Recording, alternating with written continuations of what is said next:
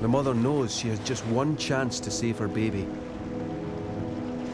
If the calf and the mother can get into 60 feet of water or less, the killer whales will break off the attack. Less than 60 feet, and the orcas won't be able to build up sufficient momentum for ramming.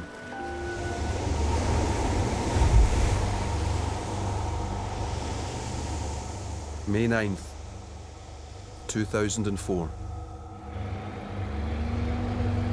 A tourist boat sets out from the small harbour town of Moss Landing into the cold waters of Monterey Bay. The unsuspecting passengers on board were about to witness something extraordinary. This film is a reconstruction of what happened next, based on eyewitness accounts and actual video footage from the day. It is a remarkable story of survival. All your eyes are important now. From this minute, The boat's captain was Heidi you Tiora. often get dolphins in here. Tiora ran a tourist business, taking groups of would-be nature watchers out onto the bay. Keep those eyes scanning the water. Her passengers had high hopes. There were a number of people on the boat. Many of them were family groups, and there were some small children. And then there were older children like me celebrating Mother's Day with their mother. It would be a Mother's Day they would never forget. Less than a mile from shore and 5 short minutes from the harbour, they were already in deep water. Below the boat, a vast rock trench, in places deeper than the Grand Canyon, runs for about 60 miles. Much of what is down there remains unknown. At 9:57 a.m., Tiora's first mate spotted something ahead. From over a mile away, it was impossible to tell quite what that something was. We saw some splashing ahead of us, and oh, I was so excited. I said, hey, great, we've got something ahead of us. All that was clear was that that something was splashing on the surface, and that something was big. As the boat drew closer, the feeling of excitement on board grew. Everybody got charged up and started to move forward, and they were real excited. Slowly, the activity began to take shape.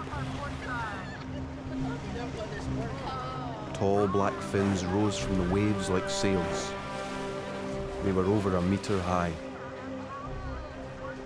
Only one animal had dorsal fins that big.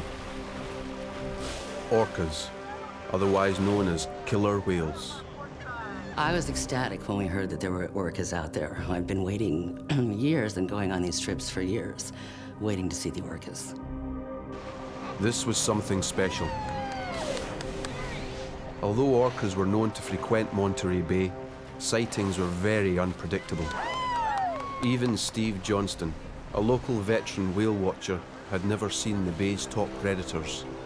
When I heard that there were orcas out in front, I got really excited because I've never seen them before in the wild. This was my very first time, and that wasn't one of the things that I had on my list of expectations. By 10:03, the whole boat could clearly see the killer whales. Everybody went running to try to get a view, and I got up near the front of the boat.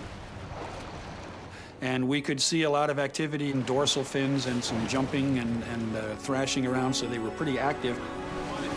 At first, the children on board were excited. It looked like the orcas were playing. We saw lots of thrashing, lots of killer whales jumping. They were acting kind of rambunctious and jumping and out of the water and coming down again. From over 100 meters away, the activity looked innocent enough.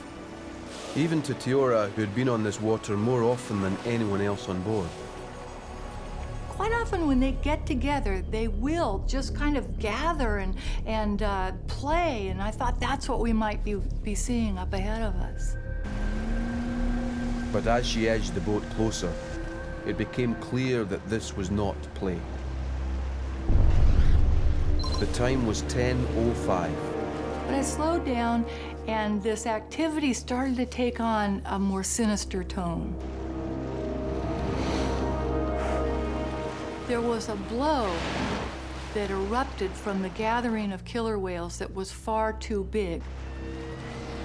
When any marine mammal comes to the surface to breathe, it exhales a spout of gas and water into the air, just like a human snorkeler.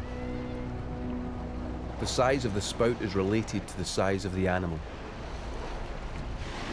And this exhalation was far too large to have been caused by a killer whale. That blow was way too big, so clearly it was not coming from killer whales.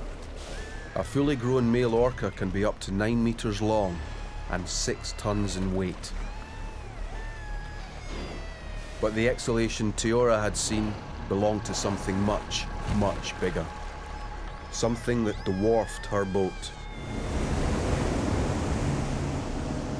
Dr. Francis Gulland has conducted necropsies on the dead bodies of many grey whale calves and had a good idea of the likely outcome. What we expect to see in a grey whale calf after it's been attacked by an orca is a lot of bruising under the skin and into the blubber as a result of the orca actually ramming into the side of the calf. But it's not the force of the ramming alone that damages the victim. It's the trauma. As the orcas attack, that in itself could kill a grey whale calf due to the stress. And they're very sensitive to stress, and they'll produce a lot of adrenaline and corticosteroids. And those hormones can cause contraction of heart muscle, so that the animal actually has a heart attack and dies from heart failure. So the stress could kill the animal before the hemorrhages do. Killer whales have echolocation, so they often will spread out maybe over a half a mile or so, kind of searching. Grey whales have developed highly successful strategies to avoid detection. Because once the mothers and calves start crossing the bay, they go into this really kind of quiet swimming. Only sometimes you just see their blowholes. They hardly surface. But when the greys are over the canyon, they are far more exposed. The huge chasm below them creates a sonic environment perfectly suited to the hunting pods of listening killer whales. Like U-boats using sonar to hunt down ships, the orcas prowl the waters over the canyon's edge, keenly listening out for the smallest amplified clues. Here a tail slap or the briefest verbal communication is much louder. Killer whales find them by listening, passive listening for the gray whales, because they kind of make a knocking sound sometimes to navigate. So they have a much higher advantage of ambushing them here in Monterey Bay than they do other places along their migration. The attacks only happened in Monterey Bay because it was only here that the whales stopped hugging the coast and took a shortcut across open water. It was only here that the water was deep enough for the orcas to launch their attack. And it was only here, in Monterey Bay, where a unique submarine canyon acted as an echo chamber to aid their hunting.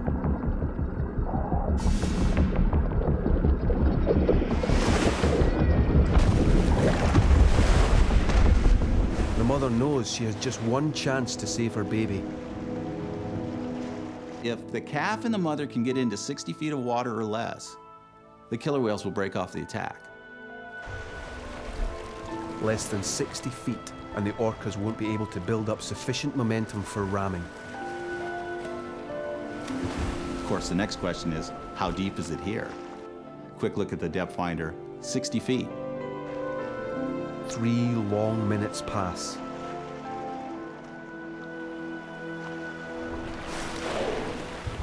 And then suddenly, the killer whales break the surface and head back out into the bay. They have aborted their attack. You know, this attack probably took 4 or 5 hours of all that energy expended, and the killer whales ended up with nothing.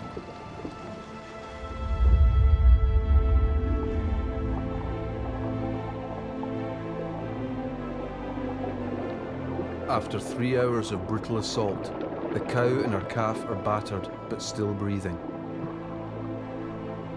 As long as they have managed to escape major internal damage, their chances of survival are good. Their story is one of a remarkable escape from almost certain death.